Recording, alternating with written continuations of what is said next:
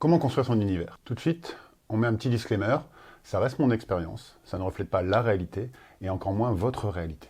Avant toute chose, il faut définir vers où vous voulez aller. Vous allez me dire sans blague. Ce que je veux dire par là, c'est de définir la fonction de votre univers. Au-delà d'y jouer, car oui, ici on parle d'univers jeu de rôle, quelle est sa fonctionnalité? La fonction que je souhaitais pour le monde de Cobaye, c'était une accessibilité au jeu de rôle. Car je voulais lutter contre ce sentiment que j'ai reçu la première fois que je suis allé dans une boutique de jeux de rôle et que j'ai demandé à découvrir, qui était le fameux « tu ne connais pas le jeu de rôle, il faut connaître pour apprendre ». Je trouvais ça stupide et je n'aimais pas ça. Donc, pour le rendre accessible, il fallait que d'un claquement de doigts, on comprenne ce dans quoi on va jouer. Quoi de mieux que la réalité? Pas de lore imposant et lourd à devoir lire avant de commencer à jouer. C'est à cet instant que Cobaye est devenu une réalité parallèle à la nôtre. Vous connaissez Toulouse? Emmenez vos joueurs à Toulouse, bien sûr. Il y avait des envies et des inspirations au point de vue de l'ambiance. Mais nous verrons ça dans une prochaine vidéo. Eh bien, tu t'abonnes. Ensuite, soyons honnêtes. Une réalité parallèle à la nôtre où tout se passe bien, ce n'est pas vraiment intéressant d'y interagir, que ce soit en tant que joueur ou en tant que maître du jeu. C'est à ce moment-là que Cobaye a basculé dans la dystopie. Une réalité parallèle à la nôtre, où les laboratoires ont pris le contrôle de la planète et considèrent les êtres humains comme des marchandises. Vos personnages vont pouvoir lutter, s'intégrer et donner vie. Nous avions là, de mon point de vue, des bonnes fondations, quelque chose de solide. Il fallait donc y rattacher des règles. Ça pose alors une question très intéressante. Nous sommes dans une réalité parallèle à la nôtre. Qu'est-ce qui est différent de notre réalité ? Que ce soit au point de vue de l'histoire, que ce soit au point de vue de la géographie, que ce soit au point de vue de l'être humain. À quel endroit nous allons mettre notre grain de sel pour modifier et corrompre notre monde? C'est à ce moment-là que nous avons découvert l'effet papillon.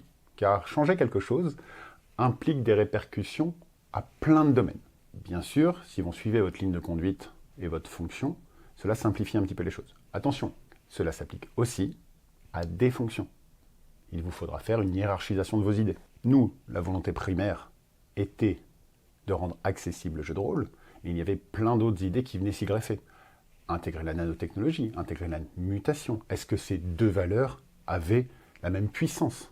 Il a fallu hiérarchiser ces idées et définir lesquelles allaient sauter aux yeux, que ce soit dans les règles ou dans le gameplay. Ensuite, après la hiérarchisation, vient, de mon point de vue, une étape indispensable. La simplification. Attention, simple ne veut pas dire simpliste. Je suis intimement convaincu que simplifier une idée ou un concept vous permet de l'intensifier et de lui donner une force que rien ne peut égaler. Il faut être capable d'expliquer votre univers à quelqu'un qui n'y connaît rien et que celui-ci reparte sans se dire que c'est un sac de nœuds incompréhensible. J'ai la chance de rencontrer Tom Zar très tôt dans l'aventure. C'est le dessinateur de Cobaye. Et j'ai dû lui expliquer les intentions, l'ambiance, tout ce qui entourait cet univers. Il fallait pour ça que ce soit clair et simple et limpide. Se confronter au regard de quelqu'un d'extérieur au projet est extrêmement formateur. Aujourd'hui, après tant d'années, quand je lui propose une idée, j'ai directement ce que je veux.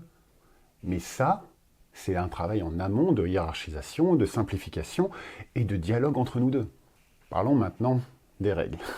Car oui, si vous voulez donner vie à un univers de jeu de rôle, à un moment, il va falloir définir des règles communes à tous. Il y a forcément un aller-retour permanent entre le lore et les règles. Mais de mon point de vue, les règles doivent être au service de l'histoire que vous allez raconter, de l'univers que vous allez raconter. J'ai choisi le média du jeu de rôle car j'aime raconter des histoires. Il ne fallait pas que les règles assomment les joueurs. Un bon exemple des règles au service du roleplay, dans Cobaye, il n'y a qu'un type de dé, le dé 100. Afin d'éviter, lors d'une initiation, que vous cherchiez quel dé est le dé 12, le dé 20, le dé 6, qu'on change de dé entre deux lancers. Non, non, il n'y en a qu'un, le dé 100. Oui, c'est un choix que nous avons fait, mais il reflète l'intention que nous avions derrière, la simplification et l'accessibilité de Cobaye. De toute manière, le lore et les règles ne sont pas forcément perçus de la même manière selon les joueurs. La suspension de crédulité diffère selon les groupes. Un exemple très simple, il n'y a pas de date dans Cobaye. Il y a une chronologie, mais je ne précise jamais l'année. Je vous donne des événements marquants vous permettant de vous situer dans le temps. J'ai des groupes qui ont besoin de jouer en 2102. Et mon groupe, le plus courant, joue en 2026. Car eux ont décidé que les avancées technologiques pouvaient exister en 2026. Un autre point dans la création d'univers de jeux de rôle, c'est ayez des testeurs. Écoutez vos joueurs. C'est eux qui vont donner vie à cet univers. Ils vont avoir d'autres idées. Et ils vont se confronter à vos volontés, à vos envies. Après tout, cette histoire que vous allez raconter, elle leur appartient en partie. Mais leur retour vous permettra de concrétiser et d'enrichir votre univers. Je vous le promets. C'était Envy. J'espère que ça vous a éclairé. Dans les prochaines vidéos, on verra mes inspirations et comment créer un univers, mais au point de vue scénaristique. À la prochaine!